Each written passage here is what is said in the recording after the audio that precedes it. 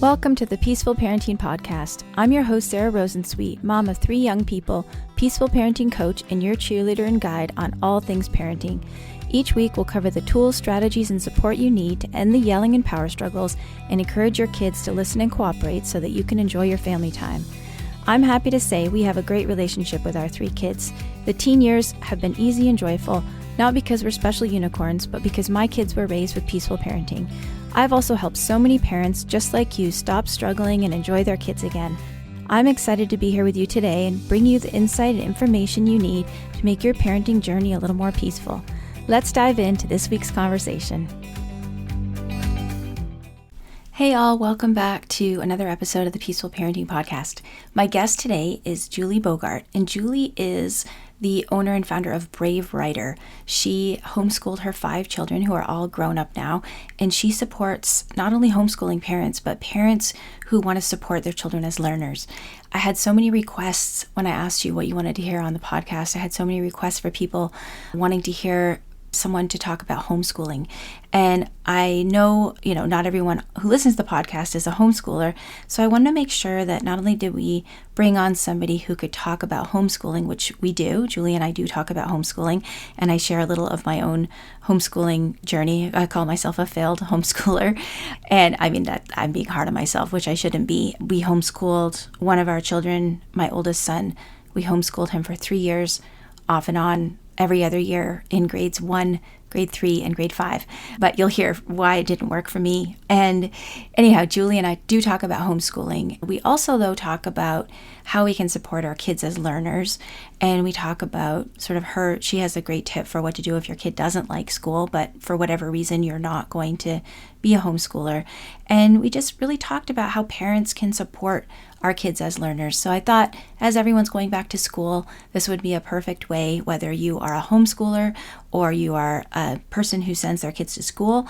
Either way, this episode has lots of nuggets for you. And we even stray away from learning and just talk about some of our ideas. I could have talked to Julie all day, really. Talk about some of our ideas about children and about agency.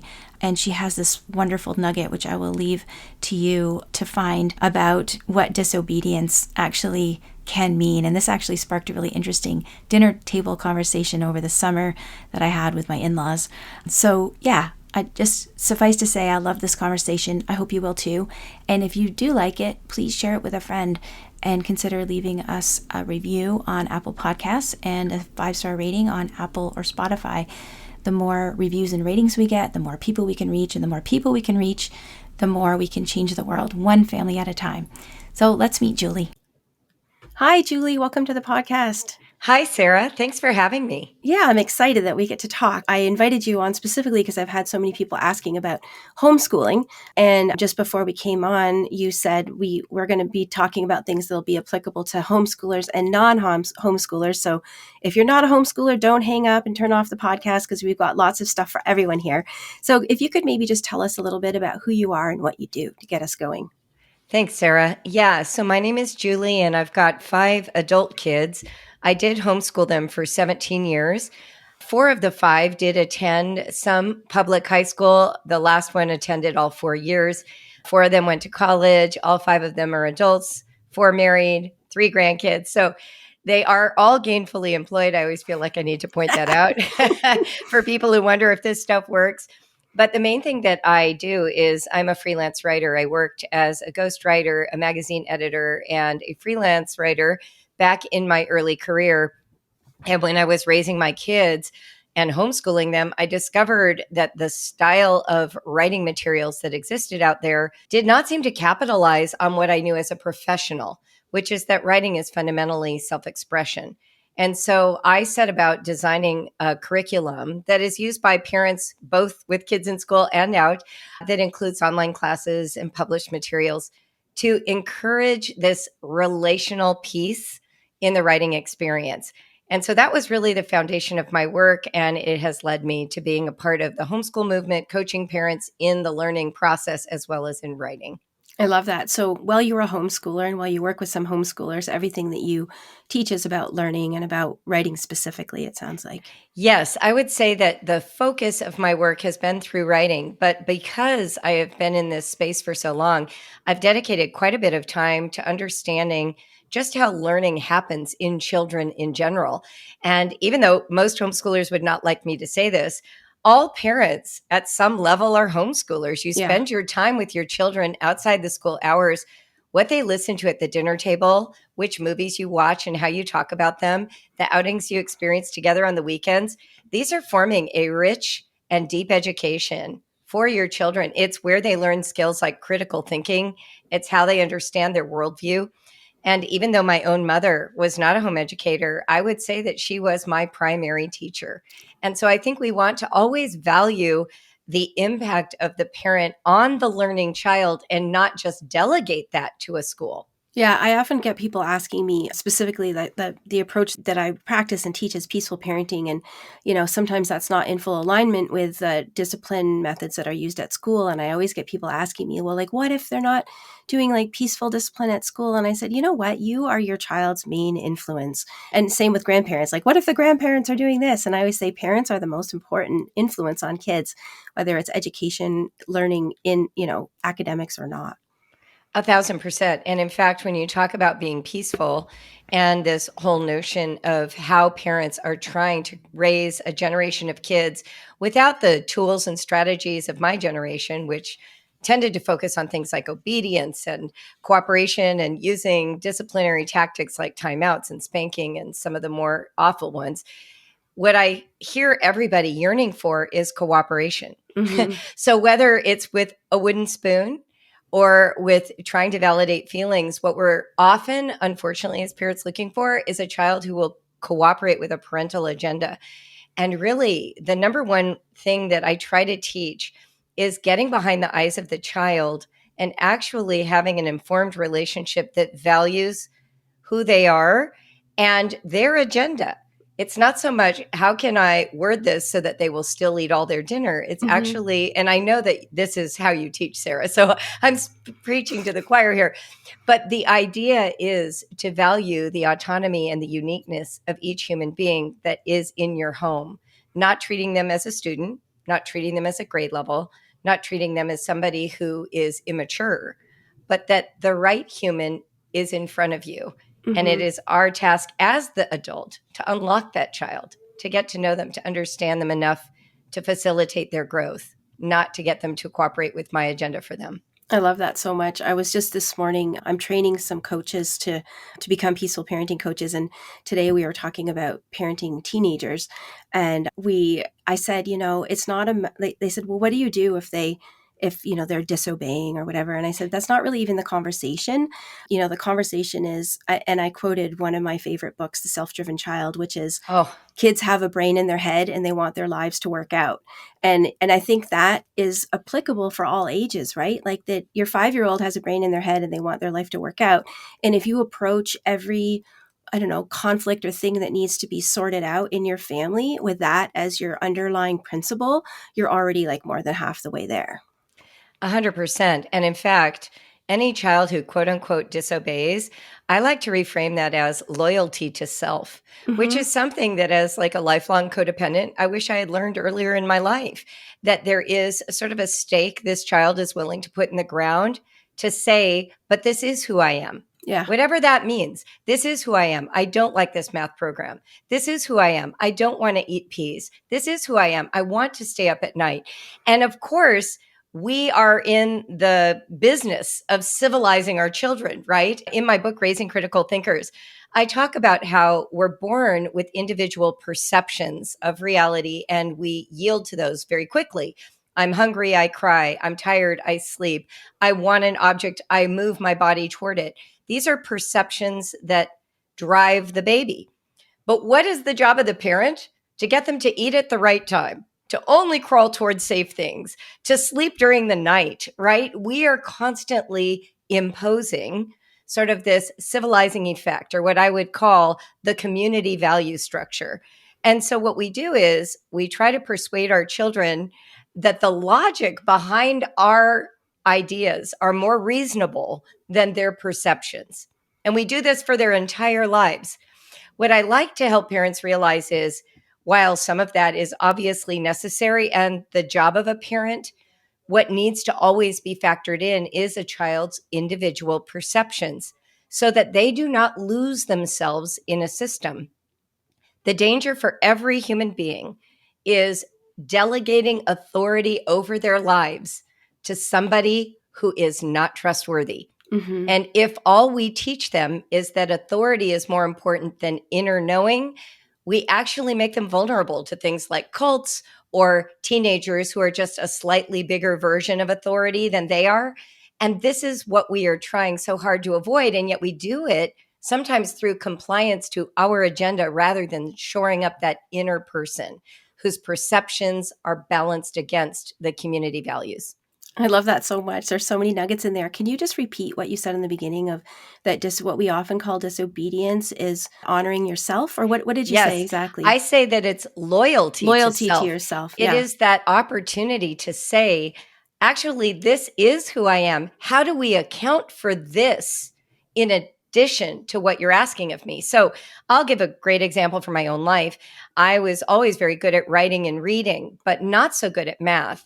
And I struggled with it and disliked it for most of my life. And the messaging that I got back in my family and at school was that truly smart people were good at math. And so instead of someone coaching me into understanding where my brains were most functional and getting me like the support and the help to truly understand math using the brain that I have, I was just sort of badgered and bullied into this performance of math without understanding. And I think that's the mistake we make. We're like, you have to get a good grade in math, not where are you failing to understand? Mm-hmm. It was not until I was teaching my own oldest son in fourth grade times tables that I realized I didn't know times tables were a shortcut for addition until I was 34. That is a problem. Yeah. And so here I was looking like a resistant to math kid. What I was a child who didn't understand math and it didn't get taken seriously. Mm-hmm. I was constantly being prodded to perform math. And I really think that's a way to think about these things. You've got a child, they hate certain foods. And we're like, but you have to eat them for your health. Instead of thinking, well, what would help them eat this food or be able to get these nutrients in other ways? We get very fixated on like a moral value, and then we attack the child's character instead of seeing this as an embodied person with needs and perceptions who is trying to conform to a system that doesn't perfectly align yet. Yeah, or as you said, the agenda of the adult, right?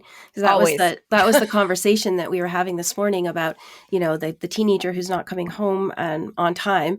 And I said to my coaches that I'm training, well, maybe the parent actually needs to let the kids stay out later. Maybe that's the problem. Maybe the problem isn't that they're not coming home at 11. Maybe that it's that 11 is an unreasonable, time to come home. And like, it's all about these like conversations and thinking of them as a person with a brain in their head who wants their life to work out. So, all right, let's shift a little bit to homeschooling, because I know that I've had this podcast for 2 years and I keep getting requests to talk about homeschooling. So let's talk a little bit about that and we'll shift back to learning in general. So if somebody is thinking about homeschooling, what do you think the factors are that they should consider? Because I get this question a lot. Oh my goodness, I love that question. Wanting to is enough, believe it or not. You don't have to be an educator, a trained teacher. You don't even have to be a parent who's gone to college. I think wanting to is plenty. I had a friend who was Mexican American and she never learned either English or Spanish very well in school because of that juxtaposition. And when she got nervous about teaching her kids to write because she didn't feel perfectly fluent in either language in writing, I said, well, this is a perfect opportunity for you to learn too, similar to me with math.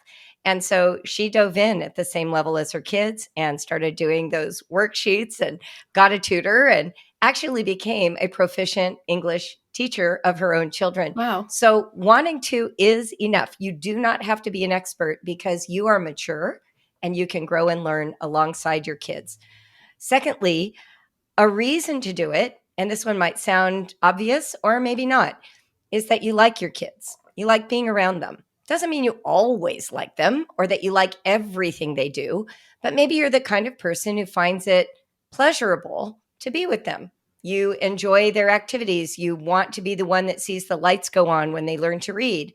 You like the idea of doing math in the morning and kicking a soccer ball in the afternoon.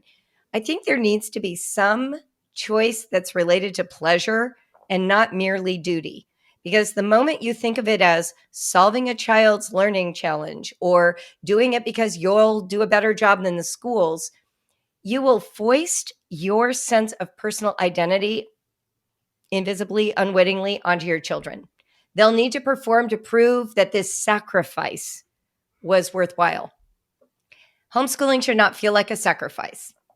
It should feel like a choice you're making because it would produce the best level of education for your children and the best level of use of you as an adult. So for me, those are really the factors. Yeah, I call myself a failed homeschooler. I tried for a number of years off and on. And my problem, I think, was that even though I do love being with my kids, I didn't have a community. So I was with them 24/7. And as an introvert, I couldn't handle it. I couldn't be the kind of mom that I wanted to be without a break. And I never found the community that I could trade off with other parents. And my husband was working all the time, so he wasn't very available. And I just couldn't, I liked a lot about it, but the fact that I never had any time alone, it drove me out of homeschooling. You know, that is a super valid reason not to homeschool. Also, I have noticed that some people will homeschool for a season. Like they may enjoy doing elementary school, but not junior high or high school. Conversely, some parents bring their kids home at high school and they send them in the early years. There's no right answer here. I know for me, I was fortunate. At one point, I lived on a street with 4 other homeschooling families. That made a huge difference in my experience of being a home educator. When I moved to Ohio, I joined a co-op that had 100 families in it. I had a weekly community that I spent time with both as an adult and as an educator of other kids. Community matters. It matters if your kids are in school. Yeah, that's why we have PTA groups and people joining in, I'm going to be a choir mom or a marching band mom. I think we sometimes forget that being a parent is challenging no matter what version you do. And finding people who can go on that journey with you makes it so much more palatable. So, Yeah. yes, homeschooling is an option, and you're not an inferior parent if you don't do it. You're not a superior parent if you do.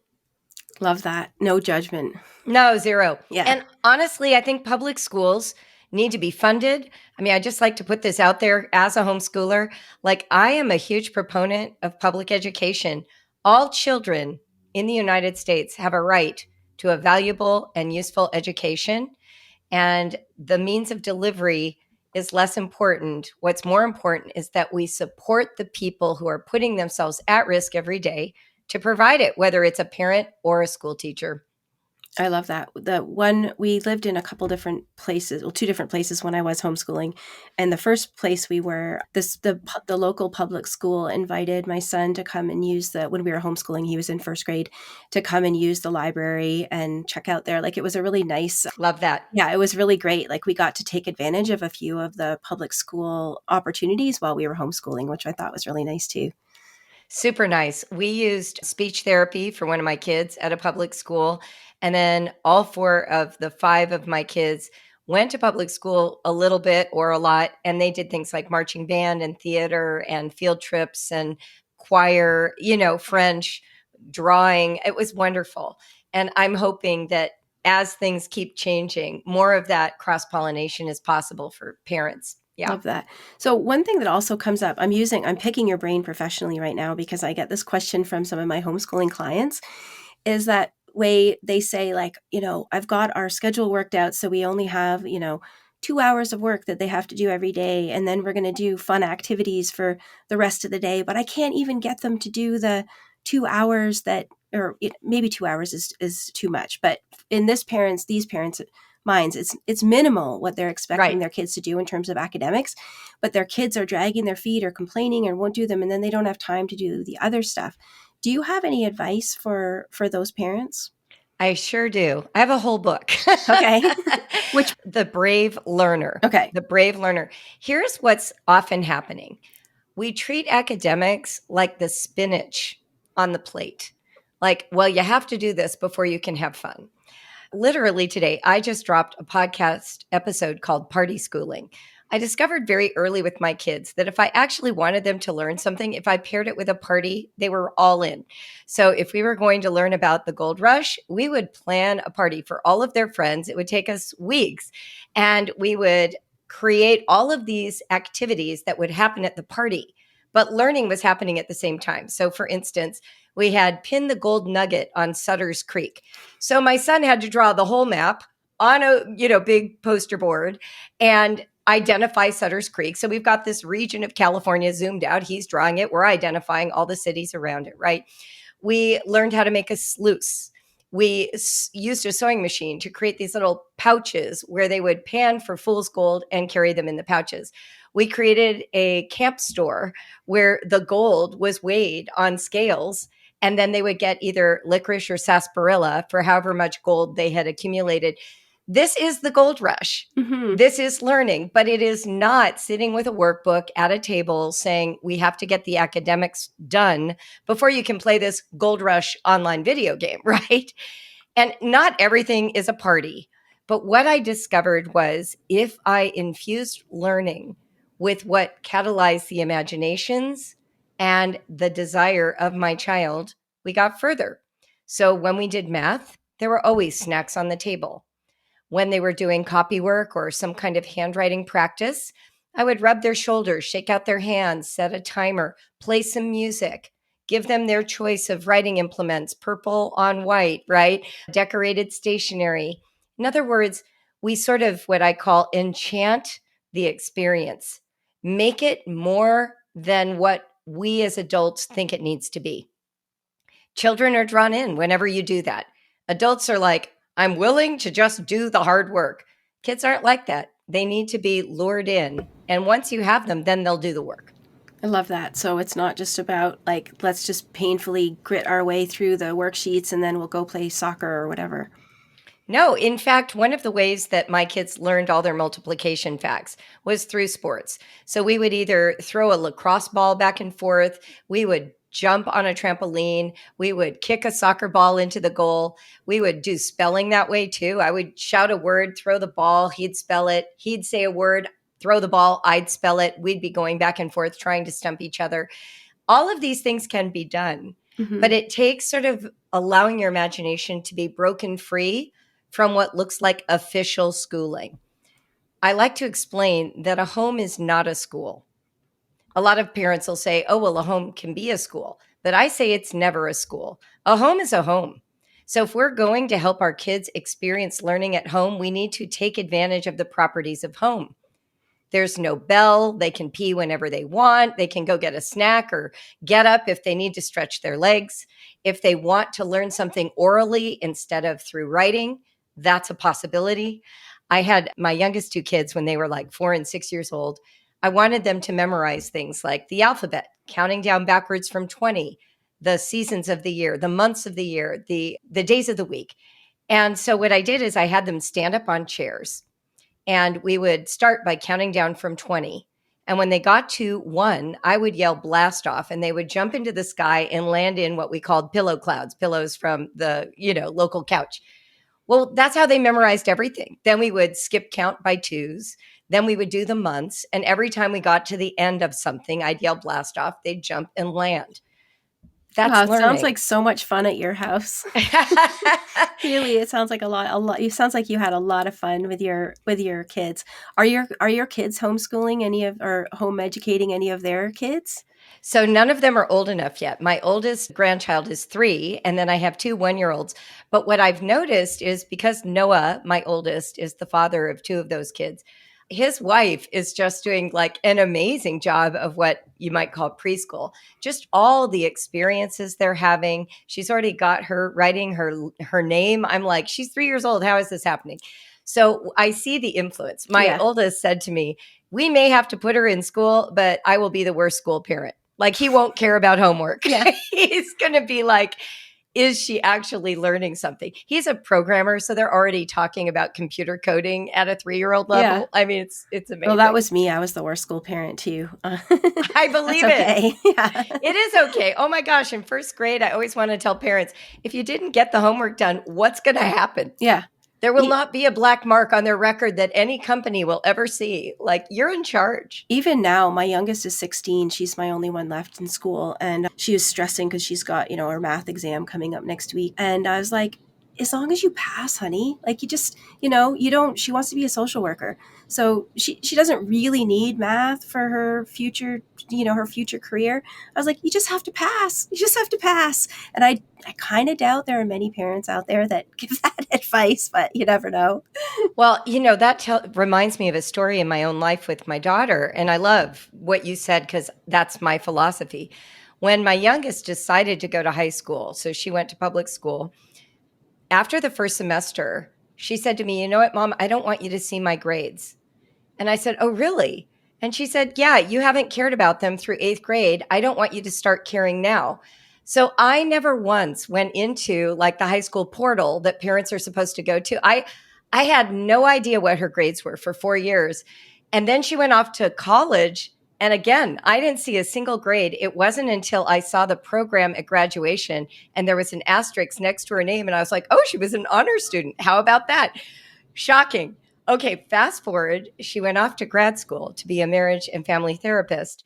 And it was time to finish out the year and it was time to take their exam. And all of her friends were like freaking out. This is your master's exam. And she didn't study. And I said, why aren't you studying? And she said, because you can take it a second time in July. So I figure I'm going to take it without studying. If I pass, then I saved a lot of time. If I don't, then I'll study. And sure enough, she passed. And I thought, now that's a kid who's been raised with a different attitude about learning, right? She is thinking of learning. She wasn't beholden to the structure of grades or getting high scores. And I find it admirable. I'm still that. a grade addict, right? Yeah. When I did grad school, I was like, I'm going to get a 4.0, She didn't think that way. And I'm grateful that I got to witness that. That's so great. Yeah, no, and I think that's so important not to get our self-worth tied up in grades. And then also parents, there's so much research about the kids in like high performing schools with high performing parents who are like the most mentally unwell with the most self-harming behaviors and mental health struggles because of all of that pressure. It is wild to me that in this era, we have traded a sense of wholeness for what we call success. But even those high grades don't guarantee high paying jobs. They don't ensure a career that the person likes. It's this really strange exchange. And so I would say, whether you homeschool or not, our best work as parents is actually ensuring happiness, not success, happiness. Like when a parent tells me, oh, my child is addicted to Minecraft, I'm like, do you mean happy? Like enjoys Minecraft? Can we just take addiction language out of this? Why do we always start from the premise that the thing that makes our child the most happy is somehow detrimental to a successful life? Or that somehow that our markers of successful life will ensure happiness. My husband and I sat through, our kids graduating from middle school and then graduating from high school and kind of got used to, or at least the first two, got used to the fact that there was going to be no principal's award, no they weren't those kids that were like getting up on stage like every other person kind of thing. And my husband and I kind of were because we were like, the grade addicts, people pleasers, whatever. And my husband said, I don't know, like I worry a little bit that they're not more driven. And I was like, well, what do you mean? He's like, well, you and I were really driven when we were that age. And I said, yeah, but where did it come from? Like for both of us, it came from the sense of not being good enough, right? And having to like win the approval of our teachers or the administrators or whoever. And both of our kids actually are driven. They're just not driven in those ways that show up that way. Like they're driven in their passions and they're both, have been incredibly successful, but not the kind that shows up in the principal's award. No. And in fact, I was one of those kids. I got awards. I had high GPA and I felt like a fraud the entire time. And the reason is that I knew how to take the classes where I excelled, But like I already shared, I wasn't good at math, and science was not my thing. And so I always felt like I was faking my way through school. Like I knew how to get good grades. I knew how to play the game, but I didn't know if I had ever retained any information. I was a history major and I couldn't remember anything after college was over. I really learned history when I home educated my children and was reading children's books about history that had stories attached to them. And I think sometimes this overvaluing of the performance leads to this inner sense of knowing that, like, I can get an A on the test tomorrow, but I don't really know the information because 2 weeks later, I wouldn't get that grade. That is not a good feeling. What's really good is the feeling of actual knowledge, like it's my own possession. And that comes from passion. It comes from dedication and meaningful use. This is what we learned from William Rosensweet and from the Canes, Renata and Michael Caine, who are brain researchers. Without meaningful use, you will not learn the information. That's why so many of these degrees, you can get great grades in med school. We would never turn that person loose to be a surgeon without a practicum because the head knowledge has not yet been translated into practical action. So I think a lot of times this emphasis on academics is a way of undermining a child's sense of knowledge and self.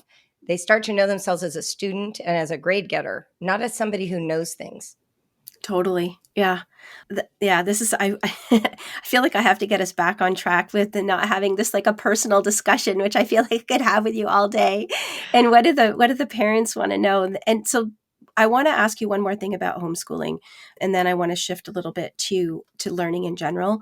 So is there anything that you really wish that you have this platform now for homeschoolers and non-homeschoolers alike, or the podcast listeners? Is there anything that you wish people knew about homeschooling that you think that they don't understand or that they're confused about? I think right now we're in a moment where the abuses of homeschooling families, particularly in some religious traditions, is being widely discovered and experienced and challenged. And what I would love to say about that is I would hope that homeschoolers would be as interested in rooting out those abuses as those outside. To me, homeschooling is really a model of family learning at its core. It is not meant to be, in my view, an indoctrination camp or a place where we're producing, some kind of national warriors for a certain political agenda. Homeschooling at its base, when it was first sort of bandied about in the 1970s in California, was a multi-perspective sort of grassroots movement, people coming from all diverse religious and non-religious backgrounds coming together to assert that children could be meaningfully educated at home, that they did not need the structure of a classroom or a teacher to get the education that would serve them best. And for me, that is where homeschooling needs to stay. It needs to be this multivalent experience that includes as many kinds of families as possible. And it really is a family learning project more than bringing school to the house. Do you see a difference between what you teach and practiced and unschooling? Unschooling is a philosophy that says you do not need curriculum in order for a child to learn, particularly, I would say, in those early years when it was first described. Today, unschooling has many advocates, some more radical than others. In my view, my book, The Brave Learner, really draws deeply from the wellspring of research that supports unschooling. But I also do understand that not all parents are as gifted at creating the environment that stimulates the curiosity and leads to the learning necessary, especially in the upper grades. So, for instance, if you don't know another language, just sort of strewing other languages is not the same as actually teaching a child to speak another language. Unschooling in its most radical form would say, don't interfere, let the child figure it out. In my view, that's a little bit too far. I like the idea of parents being in a dynamic relationship as facilitators of that child's curiosity and providing those resources as they can. Okay, great. Thanks for clearing that up. Let's shift a little bit to kids who are not homeschooled. I mean, I will use this as an example because my sister just wrote to me in a panic yesterday that her 6-year-old, who's incredibly bright, she just turned 6 in April, is just finishing kindergarten, got a letter sent home that she was way behind on all of the marks for reading. Like they had like red, orange, yellow, green. Like she was as far behind as you could be in terms of where they thought she should be at the end of kindergarten. I wrote to my sister and said, you know, your daughter does everything on her own timeline, and why would this be any different?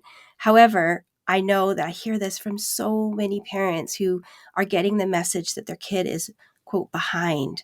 And, you know, assuming that we're not talking about learning disabilities or something that may need some sort of intervention, what can you say to my sister or other people whose kids are not meeting those benchmarks that the schools are setting for them?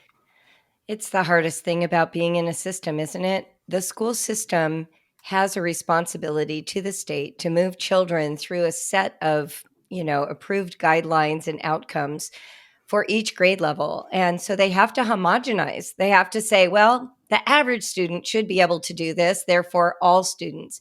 But the average student doesn't even exist. There's only your child. So the hardest thing to do is to protect your child from the harmful effects of being told they're behind. Because the truth is, you can't actually make the child learn just by telling them they're behind. I would recommend that mother continue to immerse her child in language and literature and trust. But I wouldn't let that child know that language. I wouldn't show a crestfallen face after being at the school. I would work really, really hard as a parent to create a context at home that values that child exactly how she is right now.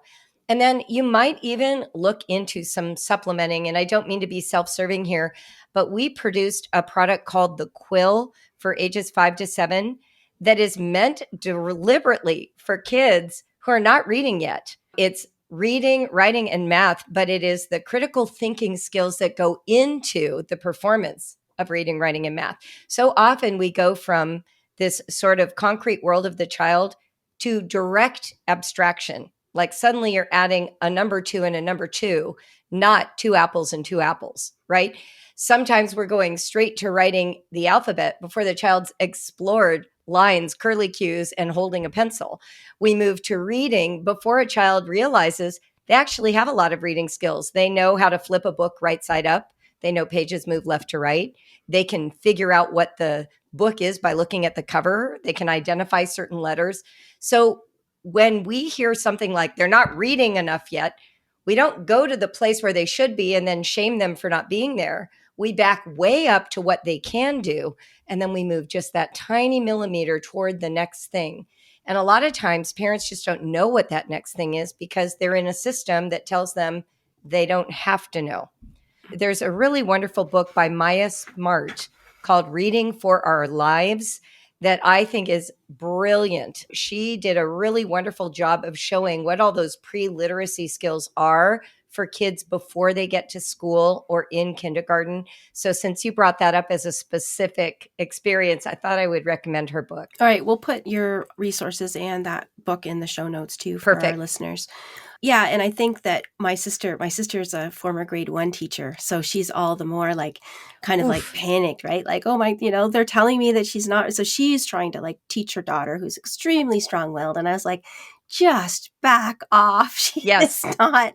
Just read with her, enjoy reading. She's going to get there. And I think that's hard though when you do. I think we're so programmed to listen to teachers that when someone tells us that we're not doing it right or our kid's not doing it right, there's like, we feel like we're in trouble almost. Oh, for sure. And there is an element of shaming that goes with some of those pronouncements. Like, how come your child's not cooperating? How come your child hasn't learned? Why didn't you prepare them? But honestly, I had 5 kids and they all read at different ages. My youngest reader was 6 and my oldest reader was almost 10. And both of those kids were high performers in reading and writing once they were in college. So what does that tell you? And one of the things that I felt even during that journey is that my stress around my child not reading made it even harder for her to take those risks of sounding out. And I remember my husband said to my daughter at the time, maybe you should work on this by yourself in your bedroom away from us. And that was when she learned. She finally like went to a different room and started taking the risk. The other thing that I didn't detect, she was the youngest of 5. There are 7 people in her family, 6 all read fluently. So when I was trying to teach her to sound out, she didn't believe me. She's like, no one else sounds out. Yeah. Why would I have to sound this out? Everybody else does it. My oldest son, like when he was sounding things out, he was like really kind of a little bit resistant until I said, you only have to learn this once and then you just read the words. And he was like, oh, like he was picturing that reading meant that you were like continually sounding words out for your whole life. And I was like, no, that doesn't work like that. But see, this is the kind of insight a parent can get that a teacher doesn't have time to find out. So with my daughter, I started studying Greek while she was learning to read, and I was sounding out Greek. And she wanted to use the Greek alphabet for like place cards for Thanksgiving. So there I was sounding out our names, trying to pick the right letters. And that's when it clicked for her that sounding out meant something. My other daughter who struggled with reading, she had no issues. She's like artistic level artist. And so for her, every font was a brand new experience. Like when she had been 2 years old, a chair was not a chair, a chair, a chair. There was a rocker, there was an armchair, there was a chair at the table, but she didn't know they were all chairs.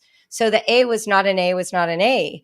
And once I realized that she could read one book and not the other, and it was the font. That's so interesting. Then we figured it out, Yeah. and she read like that. But who's got time to do that in school? Yeah. So I would say if you have a struggling child, someone not meeting the school requirements, your job is to be a detective, not a police officer. Mhm. Get in there and start seeing if you can see around the corners and make some guesses about what might be in their way.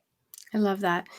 I've got one more question that I want to ask you, and I'm not actually sure this is in your wheelhouse, so tell me if it's not, but it's something that comes up a lot. If you, for whatever reason, can or don't want to homeschool, and your kid doesn't like school, Oof. do you have any advice for parents of how to support that child? I do actually, because I have a child that happened to. So I went through a divorce and at that time did not feel equipped to homeschool high school. So my youngest 2 kids went to full-time high school and my 4th child did not want to go. And so we made a pact. And basically, this is with a teenager, so a little different with a 3rd grader, but the pact was you can take the classes you need to graduate and get C's. And I'm not interested beyond that. Like, I trust you to be a learner, but this I realize is not what you wanted. So for high school, I lowered the bar. I have a quote that is often bandied about: lower the bar to experience success. Lower the bar to experience success. Now that might sound like you're lowering your standards, but actually what you're doing is you're aligning the standards to where the child is in that moment, which actually gives them freedom to perform better instead of failing to measure up, which is what happened with him. He did well. He ended up going to a really good college. He took 2 years off in between high school and college because he needed it. What I feel like we need to understand is the stress of school on a child. And not every child is suited to academic structure. It doesn't mean they're not suited to the academics. So your task, if you can handle it, is let your child know you empathize with the painfulness of school, and then you're going to pull out as many roadblocks as possible to make it less stressful. Your job is to make school less stressful. And you can actually have that conversation. I'm here to be your advocate to make this less of a pain for you. And then you can make some decisions. I had one friend whose child was in like 2nd grade, and this kid really struggled with homework. And that parent told the teacher, my child will not be doing homework this year. The teacher was furious. But what could the teacher actually do? Mm-hmm. And that is the kind of shield you can be for your child. You can decide, what can my child handle? What does this teacher need to know about us? Be the parent. You have a lot more authority and responsibility than you realize when you're a school parent.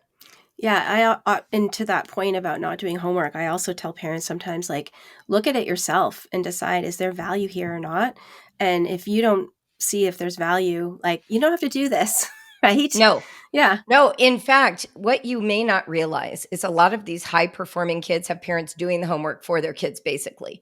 They are sitting there babysitting them through every single problem.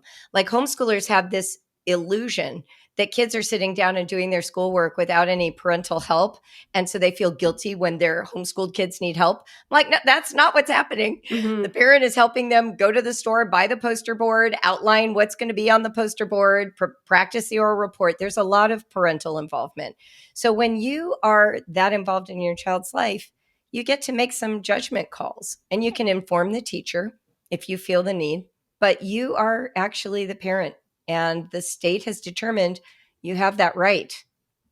Yeah. School's not a prison. I love that, getting unhooked from grades. And, as I told my daughter, you just have to pass your math. Just pass your math exam. That's right. Yeah. Well, thank you so much. This has been such a great conversation. I have just two more things that I want to ask you about. One is, we're going to link to these things in the show notes, but where are the best places for people to go and find out more about you and what you do? Yeah, so the website is bravewriter.com, and that has resources. You can click right on the link that says, get started, and it will take you to a page with the different age ranges, so you can see our classes and our materials in the age range of your children, and that works for anyone.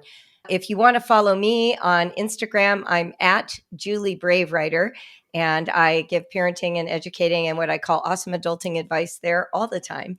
And other than that, I'm on Twitter. We have a Facebook page, and I have 2 books, The Brave Learner and Raising Critical Thinkers. All right, we'll link to those in the show notes. And my final question is one I ask all my guests, which is, if you could go back in time to your younger parent self, what advice would you give yourself? I think the primary advice would be not to measure myself against a standard someone else sets, that it's my job to set my own standard of what I know is good parenting for me, and that will be unique just to me. I love that. That's sort of what you said about the school too, and educating and teaching. Yeah, it's too easy to get, we all talk about the comparison game, but also we assume that someone else has more authority to set that standard than you do for yourself. Thanks, Julie. Thank you for having me, Sarah. Thanks for listening to this week's episode. I hope you found this conversation insightful and exactly what you needed in this moment. Be sure to subscribe to the show on your favorite podcast platform and leave us a rating and review on Apple Podcasts. Remember that I'm rooting for you. I see you out there showing up for your kids and doing the best you can. Sending hugs over the airwaves today. Hang in there. You've got this.